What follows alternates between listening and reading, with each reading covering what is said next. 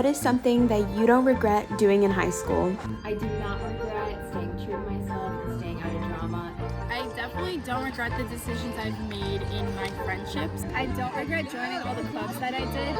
I don't regret joining any of the performing arts like band and theater and being part of the Thespian Society. I don't regret joining all my clubs. Don't regret being involved in the school.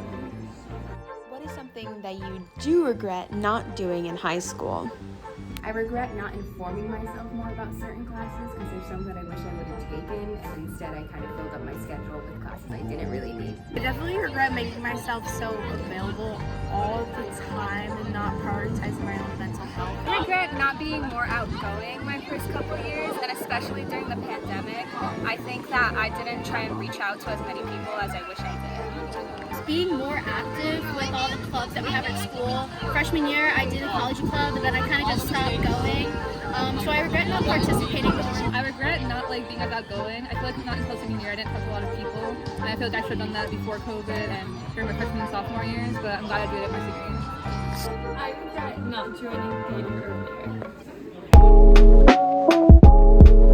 So as a senior at Colonia High School, it definitely has its ups and downs, but in the end you do learn a lot of valuable lessons, and I want to share that with you guys today. So I have three main things to kind of go over. The first is take everything you hear from people with a grain of salt. So what I basically mean by this is don't take every single piece of advice that people give you literally and to heart, because you have to keep in mind that your experience is going to be completely different from somebody else's experience, and that just goes for everything. Same thing with me giving you advice about high school. My experience was completely different and is completely different than yours and how yours is going to be. So at the end of the day, take it with a grain of salt. Not to say that you shouldn't take anybody's advice or you shouldn't take somebody's advice. You definitely should, but you should definitely keep in mind that your experience is not always going to be the same. So don't let it sort of discourage you from anything or sway your thinking. Keep it in mind, but don't let it control you, I guess you can say. So the second thing that I really want to mention is really cliche, but I think it's something that we can kind of forget, and it's be yourself. A lot of the times we can often forget to sort of do this because we get so caught up in thinking of what other people think about us and trying to satisfy other people's opinions of us, even though in reality nobody cares what you're really doing. Nobody cares what you wear, nobody cares what you like, what you don't like. Really nobody cares, but we can still get caught up into that thinking, and it can kind of prevent us from really being able to be our true selves, and kind of delay our process of finding ourselves. I know for me personally, I kind of got a little caught up in trying to be somebody that I wasn't, or just trying to fit kind of a mold that I thought was good and kind of fit my environment. But at the end of the day, it really didn't let me find myself and be true to me. So that's one piece of advice that I really recommend. Some things that I recommend sort of doing in order to stay with that and stay true to yourself is by finding hobbies and things that you enjoy and like doing. For me personally, I remember not really indulging in many hobbies or not really having many hobbies and being able to say that I had any hobbies, because I just never really took the time to actually get to know myself, honestly. But it was until a little bit more recently, and as I kind of started to go through high school, and that I started kind of finding hobbies or just finding interests in things that I like, that I really saw what I like to do, and it sort of sparked other things, other opportunities, and just other interests. For example, I joined clubs like the Student-Led Action Committee and the Black Student Union my junior year, and never in a million years did I think I'd be able to hold a leadership position in a club. Especially freshman and sophomore year. I just never thought that was possible. But I actually hold leadership positions in both these clubs, and they're two clubs that I love so much. I look forward to going to every week. I love the leadership opportunity that I get from it. I love the sense of community that it's given me. So yeah, and the reason why I did join these clubs was because I wanted to express my voice and opinions, and I wanted a place to feel like my voice was heard, and that I can stand up for social issues and social justice issues, stand up for those kinds of issues, and take action. And within these clubs, I found the people, like-minded people and friends and peers. I also bonded with the 2 advisors who are teachers and I got really close to, which is really good. So overall, just created many good connections, but I also acquired a lot of skills, a lot of leadership skills, communication skills, and just overall like good experience to have. And I do not regret getting into these clubs, and yeah, that's something I'm really proud of myself for doing. And again, it was because I had the interest of wanting my voice to be heard and wanting this sense of community, that I found this and that I end up enjoying and not regretting. So there's that. Another example that I can kind of tell you about is finding a hobby, whether that's maybe painting or doing some kind of sport.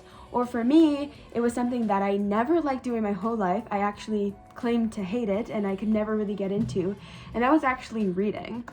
Reading for me was something that I just never really liked doing. I never enjoyed. I always just thought of it as a chore or something I was forced into doing, and never found any enjoyment and pleasure in doing it.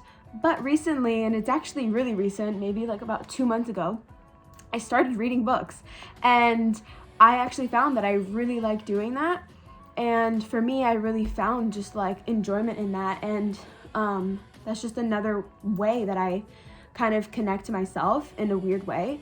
But it's just those hobbies that you find and these habits that you create, and different things that you do that make you a little bit more true to yourself, as silly as that might sound. So as cliche it might be, remember to be true to yourself and be yourself. Don't be afraid to be kind of unique, because that's what's really going to catch people's eye, and that's what in the end is going to make you the happiest. Last piece of advice that I kind of have for you, because if I were to give you all my advice, it'd be a really long video, but I want to go over some academic things for high school.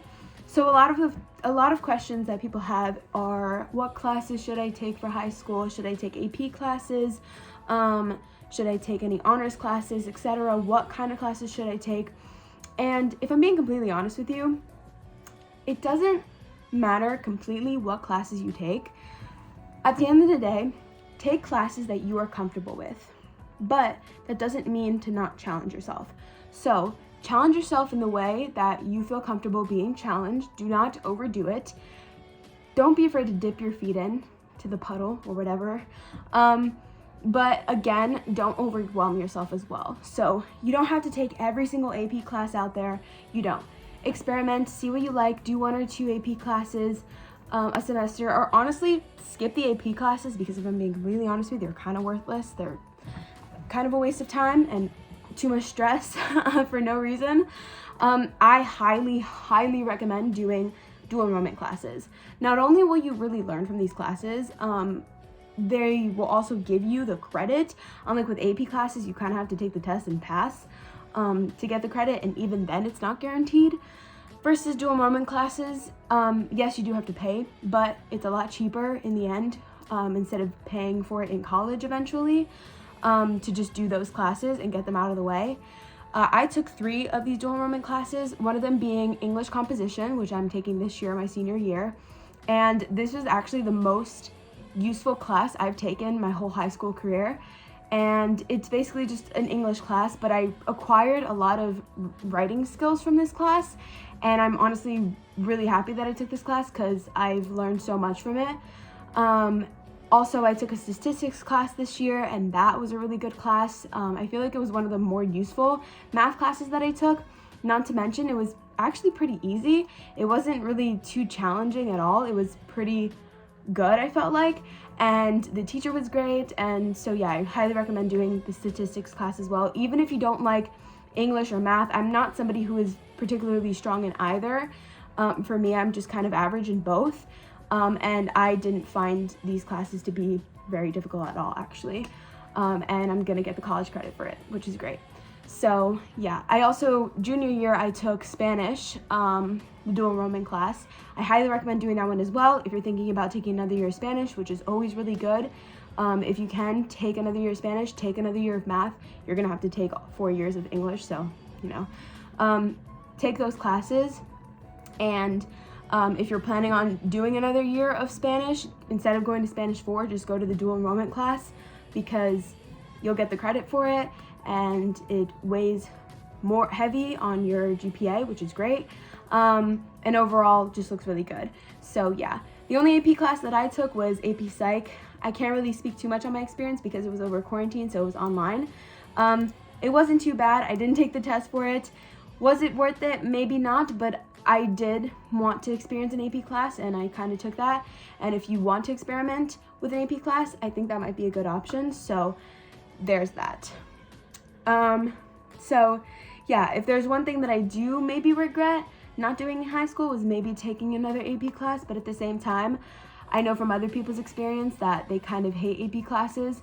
And for me personally, I didn't feel the need to take an AP class just because I wasn't necessarily trying to look into really high up level colleges and stuff like that.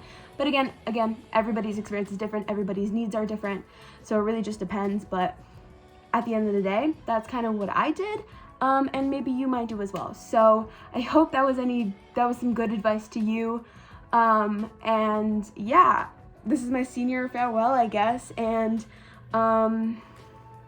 yeah, this is sad, but thanks for watching.